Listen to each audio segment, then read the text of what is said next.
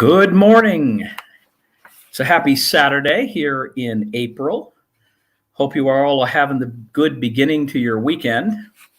I wanted to join with you today and just give it just a little bit of time for people to start throwing comments in here. I see they're coming through here. April showers bring May flowers. I guess we're finally getting a little bit of that rain here in Michigan, but that's okay. We need a little bit of that. But you certainly have had some nice weather, warm temperatures for this time of year. And I think people are feeling the spring. They're enjoying the spring, and that is terrific. I've got a few updates for you I wanted to bring out to you. We've been keeping you updated on all the Unlock Michigan campaigns, so I'm going to start with Unlock. It's not a major update. I know we posted some things in locals and also onto our other Facebook pages. Unlock Michigan's also sent out a couple of emails in the last 2 weeks. The process, once it had started with the Secretary of State, it was, drug her feet all the way from October until March, honestly. And in the first part of March, she finally did a initial canvassing of the group of signatures. And as I had mentioned in the prior broadcast, the quality of the signatures were amazing. Literally 97 point some odd % of the pages were considered accurate and valid as far as pages go, meaning you filled out the name and the right part. There is one county at the top. Believe it or not, some of the stuff that got thrown out is where you checked a box. The check mark didn't fall within the box. Literally, that's the area that they had fallen in there. So no problem there. It's an amazing number. I believe there still were 528,000 potential good signatures for the pages that were kept intact. So that's where the first step goes. Well, then the second step is they draw out a random sampling of, I believe, 500 signatures, and then they analyze those signatures. And believe me, the governor and her Secretary of State and all our minions are analyzing these for any discrepancy that could possibly exist in a signature. But of course, they didn't look at any during the election, right? We didn't have to look at any signatures. We didn't even have to verify that they matched. As a matter of fact, our guidance at that time was, if it's close, just let it go. I guess now it matters an awful lot, which we're not worried about that. But so they have then, once that period goes by, they have a 10-day period in which to actually file something against the petition initiative as a whole.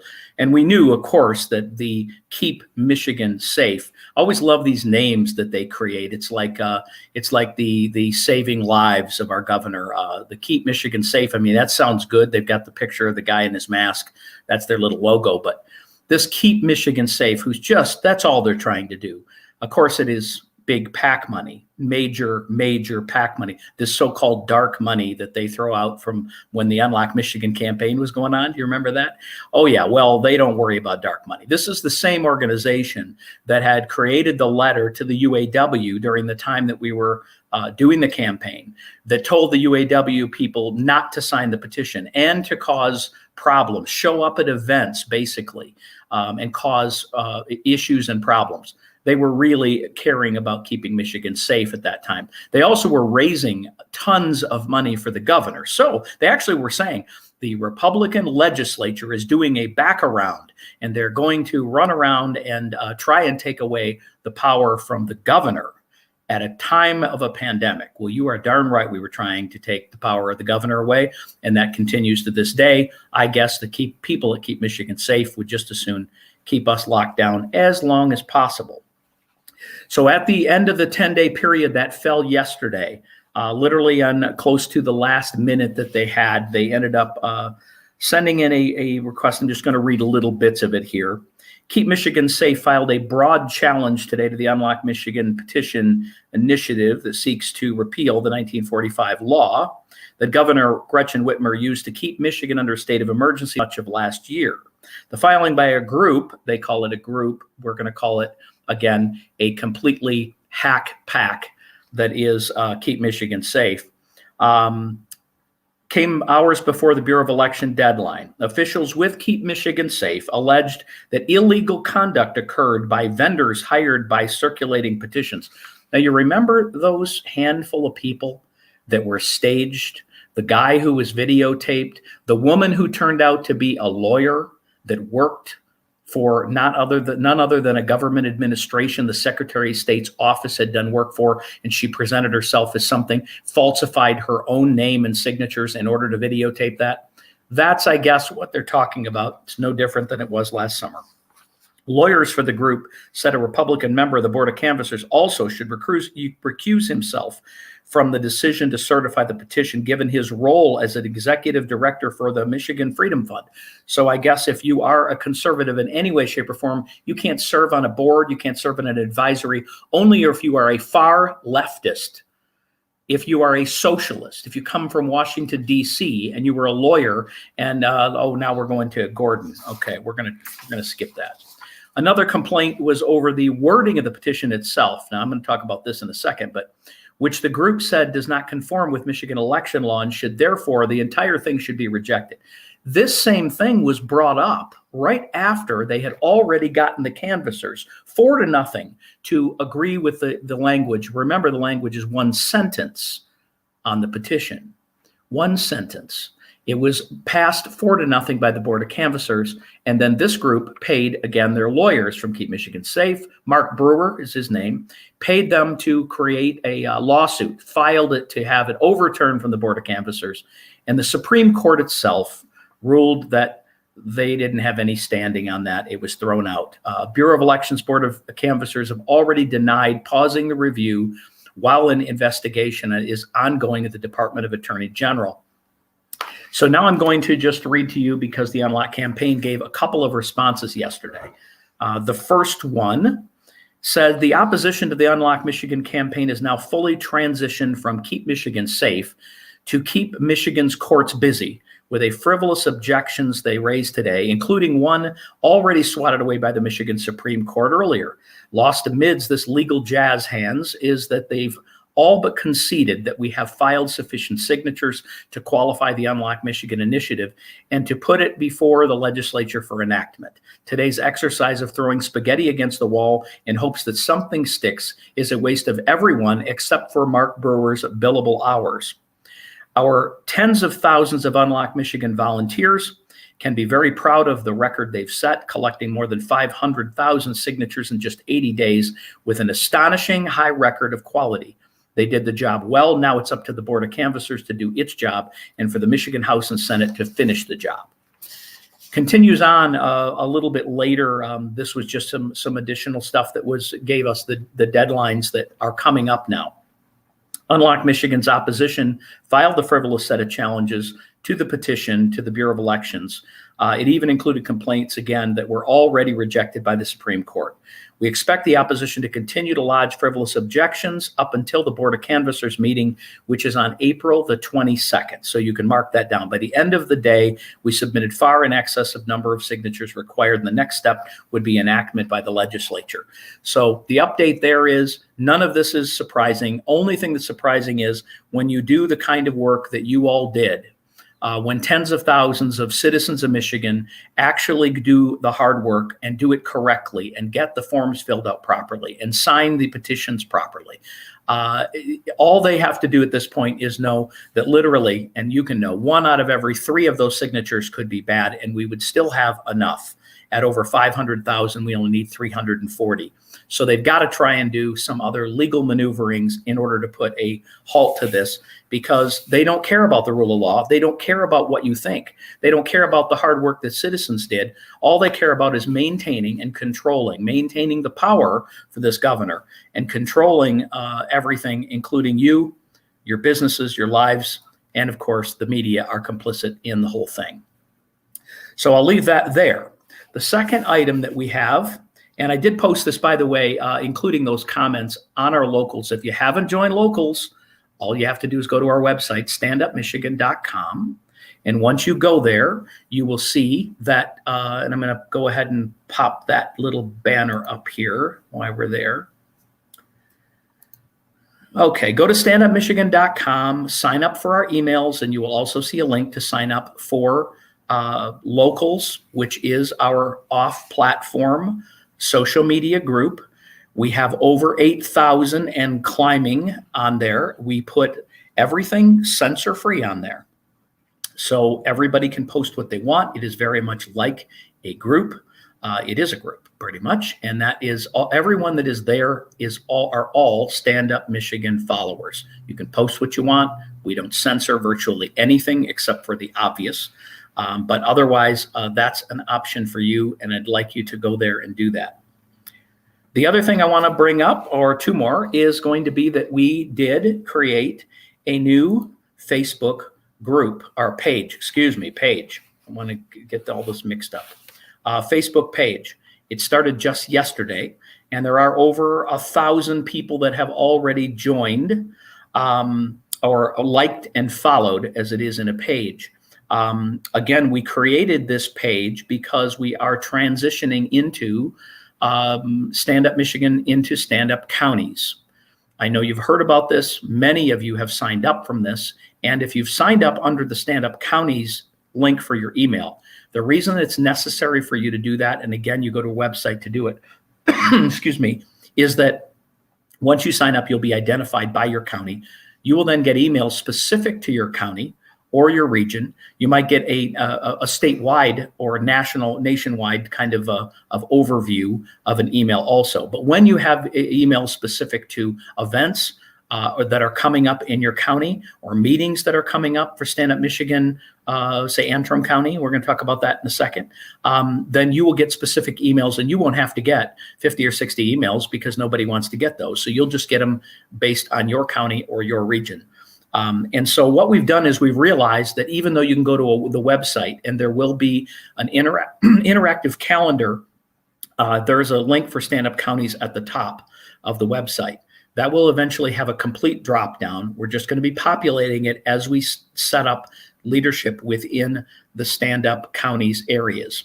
And that drop down will then go to your Stand Up County. It will show you the email, phone number, and contacts for the people that are leading the Stand Up Michigan chapters in that particular county. It will also have a calendar, a Google type calendar, that will have the updated events that are happening, and the leadership for each county will be able to update that. So things that you do to make a difference in your county will be able to be posted on your calendar. And again, because we can't possibly keep up with all those, we're going to turn that over to the county leaders. And so what we're doing right now is we're having kickoff meetings across the state. So let's talk about why, again, we started the Facebook page. The page is necessary because people, we can, number one, we can do lives like this from there. We still can't do lives on locals. We can't do lives, we can do it on YouTube, but the censorship is pretty darn strong there. And so we felt it was necessary to start a page where we can do lives, keep you updated here, provide information from you on the countywide basis. So you're going to see calendar of events. You're going to see updates and changes to meetings. We can actually have event pages like they always do. We'll create events for these county meetings, and those individual ones then you will get an email for. And if it is in your county or close by, then we want you to come and attend so that we can explain to you what these next steps are going to be in the stand-up county. So it's going to be an informational type page on Facebook. We will do some regular posts. We'll put up some that control the scroll, meaning those inspirational type quotes, those historical quotes that you can share on your other platforms. And one thing that I had learned, we are migrating away from Facebook. We're not trying to keep you there, but you're there. And one thing I learned through these last couple of months in my national travels and meeting with some national people that are also been censored is that we've got to utilize the platforms that are out there, regardless of what they do to us, simply because we have to connect with everyone we can. And I want to tell you why that's so important. Our goal with the stand-up counties is eventually, as you knew, we had hundreds of thousands of people that followed in our group. We had over 100,000 on our Facebook page before it was removed. And now I've mentioned we've got 30,000 on our YouTube channel, and we've got 8,000 in our locals. Those people are completely connected at all times. But we need tens of thousands more. We need 100,000 people plus, like we've had on multiple occasions. And we've got to have a place for them to be able to at least connect and get the information. So the reason we are also doing the page is to attract as many people Utilize that to go have them sign up for counties, not to, again, engage with them on Facebook specifically, but to be able to let them know things are happening and be able to post some images of things that are already transpiring in your counties or in counties around the state. Pictures of meetings that are happening, for instance, almost like the Unlock campaign when we took pictures of you outside with your signs and doing things. We're going to do that at a county level and share those on that page as well. So once we get to the county level, we need to probably, and our goal is going to be first 500 members or 500 people that are identified in each county. If it's a region, we want several thousand. Just comprehend with me, it's never been done before. Same thing as many things with us here as a family here at Stand Up Michigan. Conservatives across the state came out in record numbers last year in November. And what happened when they did that? They all knew that they felt the same way. They realized there were a whole lot more people than maybe even they realized that thought and felt just like them. So when you go through that process, basically, you need to stay connected with those people, because according to the media and everything else that is shared with us on social media, you would think that we are somewhat alone and isolated because all of the people talking up top are making you feel like, as I say, the vocal minority are trying to affect how you think, and what you'll accept. And we've proven that to be true over the last year. So if you could imagine, we have 500 to 1,000 people per county. We'll have a group of those people identified that are interested in education, homeschool education, or changing things at your school board level, making sure they're open, taking these off of kids, being in-person learning, all the things that are necessary, and going to, say, a school board meeting and saying, why are we continuing to follow these policies when this is proven? I'm going to bring in people to you can bring in people to talk, whatever it might be. And if those people don't happen to listen, then what do? You bring in 50 people or 100 people to the next meeting. And you have the ability to do that at a county level because you have access to 500 or 1,000 who will come together for a cause to help each and every individual and group out. So you may have several groups within your Stand Up Michigan chapter in your county, and they may focus on different issues. Some may focus specifically on running to be elected in elections at various cities, townships, and whatever through your county. Some may be interested in, again, the school issues and education. Some may be interested in working on election reform and staying updated on what's going on there. There might be back the blue issues. It could be all kinds of theirs. Those would be committees that people could serve on within those counties. And then from there, when we need to, we can migrate many people over to help others.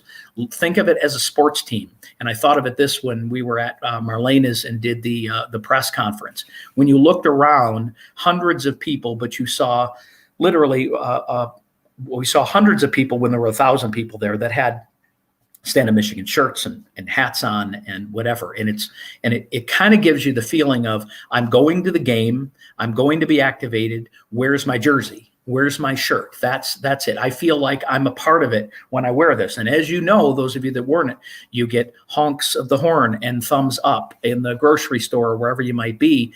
Last summer, it was an amazing thing as people walked around in their, I guess we'll call them jerseys, or in their brand. And so we see people joining together in their counties as groups of people. Maybe it's a group of women meeting at or men for a Bible study, women for a coffee or whatever it might be at a local coffee shop, might be going to one of the box stores and not wearing these. All of those kind of things are things that are going to happen within your county, because all politics and everything we're doing has to start local. We have to begin to change things at a local level. You have to begin, as we keep mentioning, to recover at a local level. We're going to encourage, and as your local businesses meet, you're going to have a time during those meetings to talk about what businesses need our support. Are there some restaurants that need our support? Can we do more takeout from this place for meetings like this? Can we encourage all of our members through an email or maybe even a texting campaign to go shop or help out this business who's struggling? Or maybe to promote those that have been standing up, those that have remained standing up and have been persecuted because of it, and go support those people too. There are going to be all kinds of opportunities, and every county has its own challenges and its own opportunities. We're going to leave those to you, but the leadership will be having monthly Zoom type training meetings where we'll talk about and share the stories, what's working in various counties, where we're getting traction and how we're growing, and then we'll share that with other counties. So that's why the Facebook page is here. Again, it's lives. It will be calendar of events. We can update those events, as you know, quickly if something changes with an event location, time, who's going to speak there, an agenda. Those are things that you just can't get out. You'd be getting way too many emails and nobody would read them, to be honest.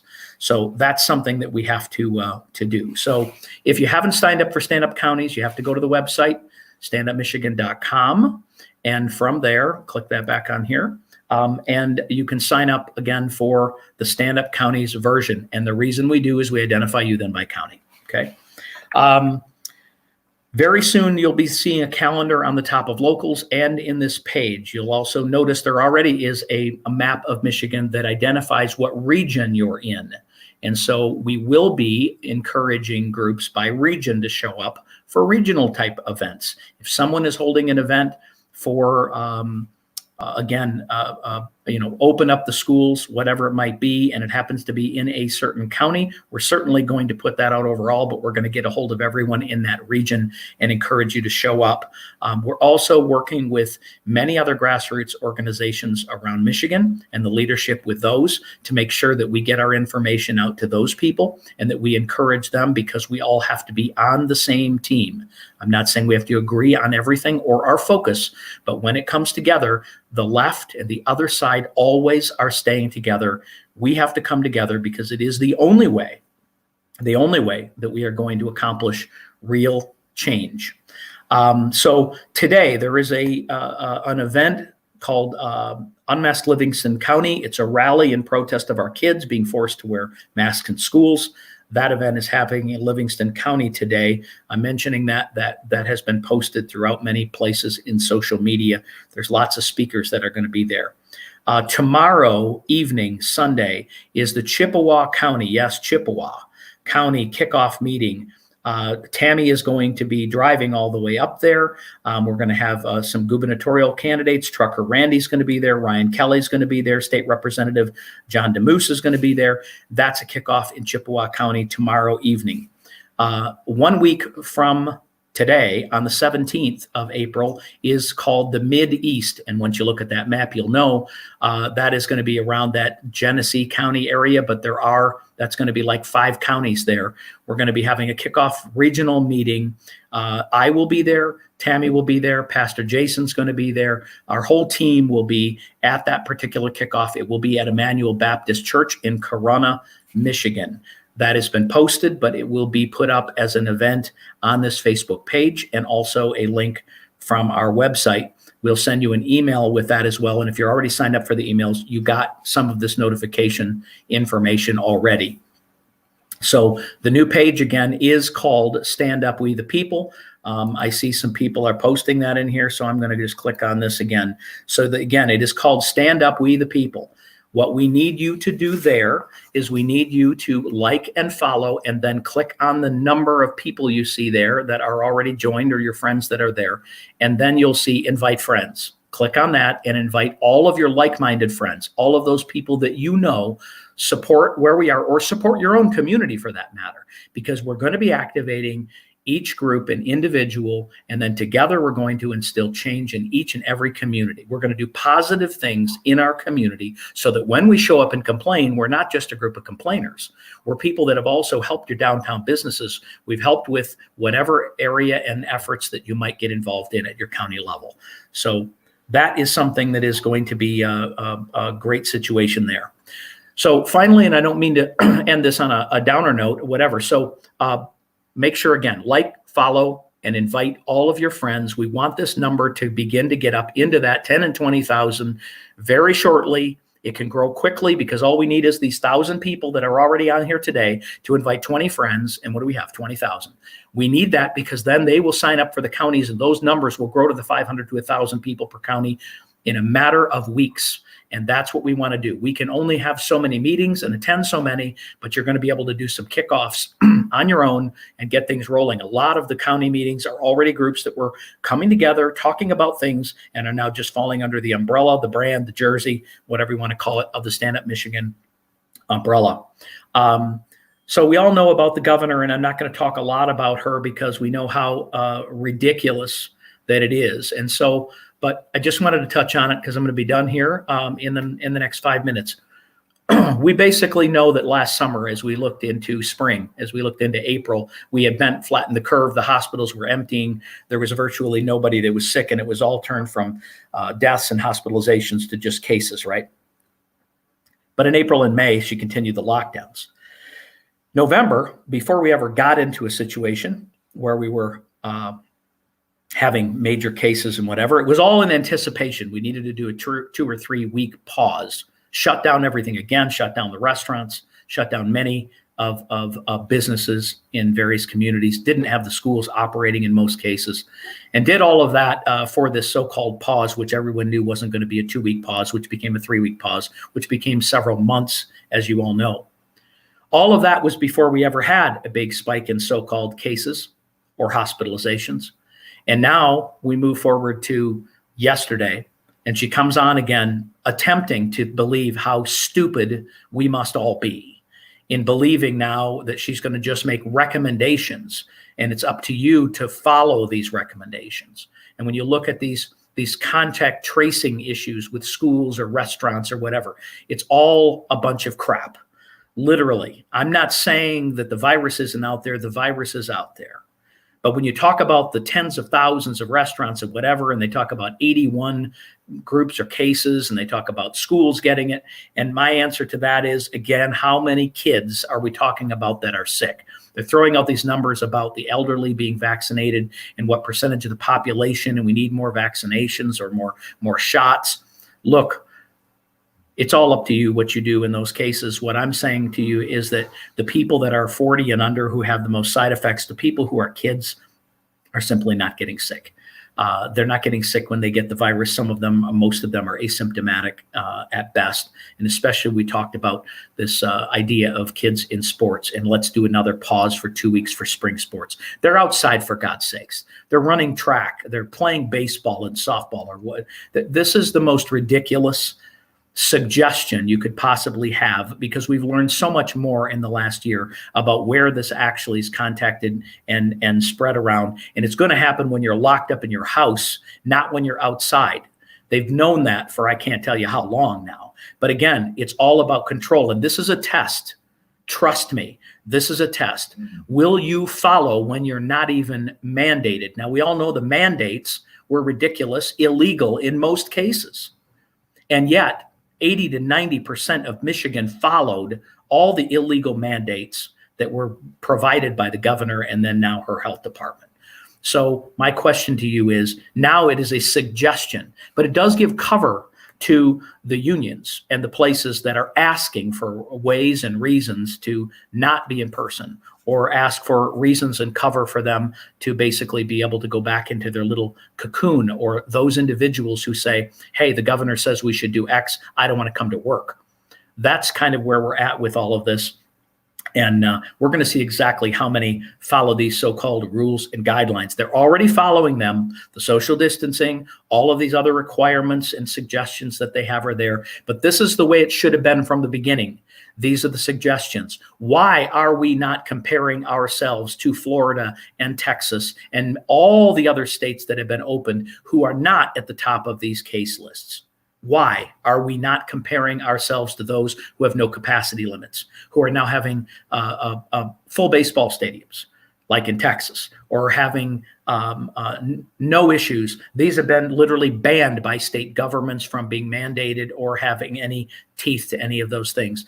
Well, I'll tell you why. So one of our long-standing members wrote a post today, and this is why we so encourage people to post and join our locals and post on their pages and share them with us, because it is the stories that they tell and then the stories that you hear that both motivate you and make you say, yes, I was feeling the same way. So I just wanted to read this to you. Dear Governor, you have mismanaged this from the beginning. I'm not an expert, but I could type pages on what has been done wrong. Now you have this surge. Guess what? I have seen no repeat, no data explaining the destruction that you have done to people, families, businesses, and the economy. And now there is a surge and you have a problem. Guess what? Cry wolf, force your people to do things, ruin their businesses, deny them to worship, deny them from the ability to see or visit their loved ones, deny normal grief for those for an entire year without ever showing us any science or data to back up or work with the legislature. And without ever showing us the science and data to back it up or work with the legislature, and you end up here. Here you are, voluntary orders. Well, guess what? You have lost our faith. You have ruled as a dictator. Unfortunately, now many people will not listen. Many people are tired. They are done. They are broke. They are scared. And you have created this, and this is on you. I think that is a terrific comment and statement, and I want to find out from you how many of you agree with that as I look at these. It is all true. This woman and her team are parading around this country, taking credit for how wonderful they have done, and yet we have been one of the top 5 lockdowns in the country, some categories absolute top, and yet we are the top in cases. Those that have been opened and free for a number of months have seen their cases drop dramatically, their hospitalizations drop dramatically, and they've seen other underlying conditions. And guess what? They're also treating other conditions that need to be treated. And in Michigan, we've gone back to where many hospitals are saying we're not doing elective surgeries again. This is a disgusting chain of events. It is repeating what has been done and done wrong for the past year. It's time for us to stand up, and especially now. And the reason these are not mandates again is because she knows she's at the end of the rope. She knows, and that leads me to my last step, and that is why we are winning. I know sometimes it doesn't feel like it, but you have to admit that right now we are feeling better about things as we head into spring. Is it partly because it's spring? It very well could be. Is it partly because it's been a year and we're heading into another season where you get back outdoors and it's just a natural feeling that things are renewed? It's possible. But it's also because we realized that she was wrong. All of the things that we said during the past year have turned out to be right. And the examples that have been set by other states that have done it differently and done it well have actually recovered and done better than we have. So therefore, the question is, what are we going to do now? Well, what we're going to do now is we're not going to be following these orders. We're going to be living our lives. We're going to be gathering together. We're going to be doing things to help your economy and your community recover so that Michigan can recover. And then we are going to be working on legislation on all the issues that you care about. Those issues obviously in 2022, but there's a lot of elections that happen this year. We also have to work on election reform and a bunch of other things that we're working on. And we'll update those in another time because I don't want to get carried away on this Saturday morning.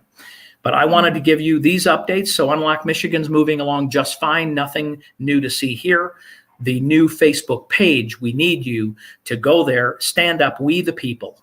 You'll see our logo there. So as soon as you do that search, you'll see the Stand Up Michigan logo.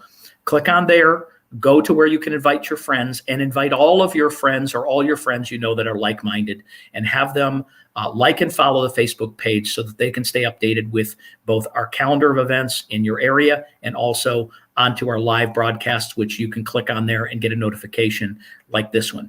We still only have 225 people that come live, and it's because we don't have enough people here yet. And as you know, the other platforms have been so censored. So that's kind of just the way we go. So you have to share the video. When it comes out, we'll probably shoot a video like this out in an email along with a couple other items this next week as well. So I want you to have a great Saturday. I'm going to look and take a look at a couple of questions here real quick. Why isn't the governor or the health department tell people to get their vitamin D? Well, there's so many things we could talk about there. Look, vitamin D, zinc. We could mention a bunch of other things. We're going to kind of keep that off this page. We don't want to be censored on the video side. So we'll put that into locals, though, if you join there. And you can do that by, again, going to standupmichigan.com. Scroll down, you'll see 12 months for free to join Locals. Sign up there and join. And afterwards, it's $3 a month, but nothing is free. Trust me, Facebook is not free. And you can communicate, again, without worrying about censorship. So we thank you for your time today. Have a great day. We'll be in touch with you this next week. If you can make it to the Livingston County event, that's starting today, fairly soon, if you happen to be in the area. Otherwise, please, if you're anywhere near close, show up to that Mid-East. Look at the map on this Facebook page. Mid-East Regional Kickoff Meeting at Manual Baptist Church, Saturday the 17th at 4 p.m. You'll be able to see a link to that event coming up here shortly, but we look forward to seeing you there. There will also be meetings in Lapeer. There will be meetings again in Charlevoix. Antrim did their kickoff